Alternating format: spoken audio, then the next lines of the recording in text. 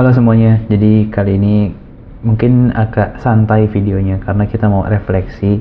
Video ini cocok buat kalian yang capek karena udah berjuang mengusahakan banyak hal tapi butuh ruang untuk berhenti sejenak, dan mungkin kita bakal tarik nafas dan bersandar ke sesuatu yang nyaman untuk bukan cuma badan tapi jiwa kita juga. Nah, di quarter life crisis ini kita mungkin di anak umur 20-an yang ngerasa ternyata umur 20-an itu capek ya, ternyata susah ya untuk jadi dewasa. Nah, percayalah teman-teman, di umur 20-an yang kita ngerasa susah dan capek ini, di umur 30 kita bakal ngerasa hidup lebih capek lagi. Apalagi kalau sudah menikah dan punya keluarga ya. Nah, jadi di sini sebenarnya aku mau bilang kalau berusaha dengan keras dan capek-capek di usia sekarang itu jangan lupa di enjoy atau jangan lupa dinikmatin. Kenapa? Karena kalau kita ngerasa ini semua cuma beban, ujung-ujungnya kita ngerasa hidup ini seperti penjara gitu. Dan kadang kita melihat ya, banyak orang di sosial media, mungkin nggak usah jauh-jauh, teman kita ada yang jadi polisi, jadi tentara, jadi misalkan pejabat gitu, jadi PNS gitu, dan sementara mungkin kita belum ada di titik itu gitu. Dan kalau kita nggak mengucapkan itu secara langsung bahwa kita iri dengan mereka, setidaknya pasti titik kecil di hati kita merasa seperti itu. Nah, percayalah, untuk merasa tenang di tengah kondisi yang serba perbandingan ya, kita membandingkan diri kita dengan orang lain secara finansial, secara edukasi, kemudian juga latar belakang, itu pasti jadi beban sendiri ya. Udahlah kita capek kerja, capek belajar, terus misalnya kita merasa tersaingi dengan orang lain, nah itu suatu beban juga sebenarnya menurutku yang mungkin harus didudukkan, harus diselesaikan. Nah, gimana sih caranya untuk mendapatkan ketenangan ya di antara keriuhan dan juga keributan yang ada di pikiran kita. Jadi pertama kita harus mengendalikan pikiran kita. Nah, jadi penderitaan atau rasa sakit yang kita alami itu sebenarnya nggak datang dari luar, nggak datang dari situasi eksternal, tapi seringkali itu datang dari perspektif kita sendiri. Misalnya kita kayak ngerasa sudah belajar, tapi ternyata ada yang lebih pintar dari kita, dan ketika itu kita ngerasa, oh ternyata apa yang kupelajari nggak berguna. Nah, kata nggak berguna itu adalah asumsi pribadi sebenarnya, bukan orang lain bilang kayak kamu belajar tapi nggak pintar-pintar juga. Nah, itu kan beda ya rasa sakitnya, tapi ini rasa sakit yang timbul dari pikiran sendiri. Contoh lain, misalnya kalau misalkan kita udah kerja 9 to 5 misalnya, tapi ternyata ada juga kok orang yang kerjanya nggak di kantor tapi cuma ngonten terus lebih cuan gitu ya.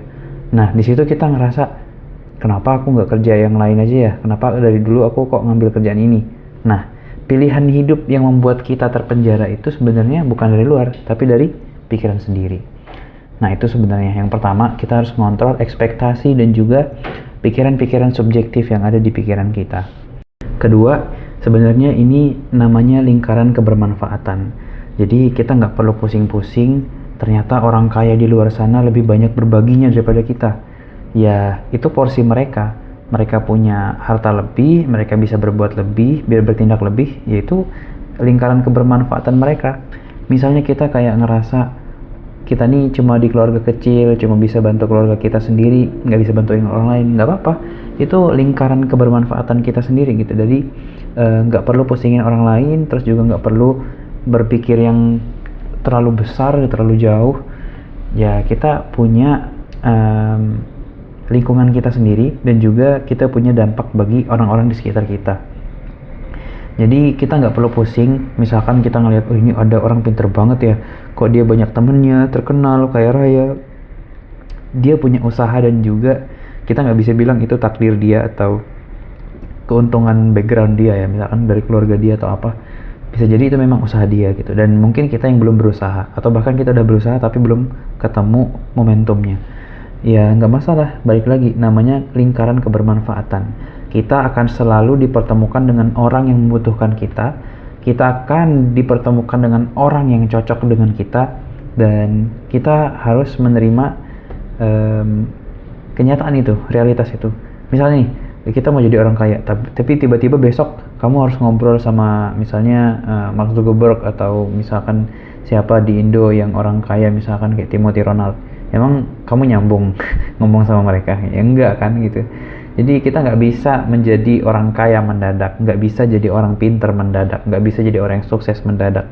Semua ada prosesnya, kita punya realitas di lingkungan hidup kita masing-masing. Yang ketiga nih, ini juga bantu aku buat nenangin diri aku sendiri. Ternyata selama ini aku juga nggak luput dari rasa iri ya, walaupun bisa dibilang cukup qanaah orangnya.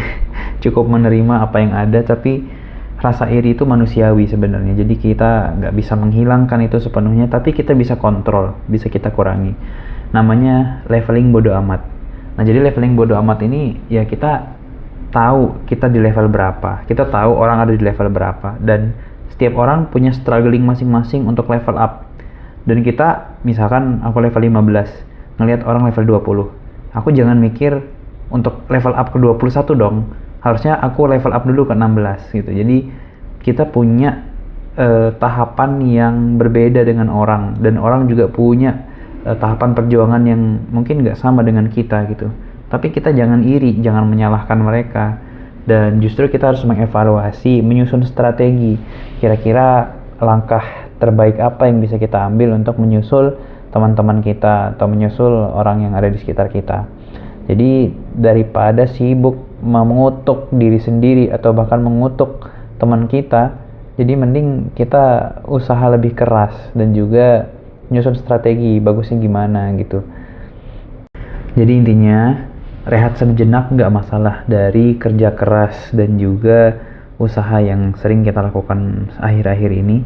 Dan 3 cara tadi mungkin bisa bantu kita untuk nenangin diri dan juga memberikan kita ruang untuk mundur ke belakang kayak anak panah ya. Anak panah itu kan ditariknya berat ke belakang, tapi giliran dilepas dia akan melaju secepat angin. Gitu ya teman-teman. Jadi semoga video ini membantu untuk kita memahami bagaimana perjuangan kita dan juga menerima keadaan kita sekarang dan menyusun strategi di masa depan.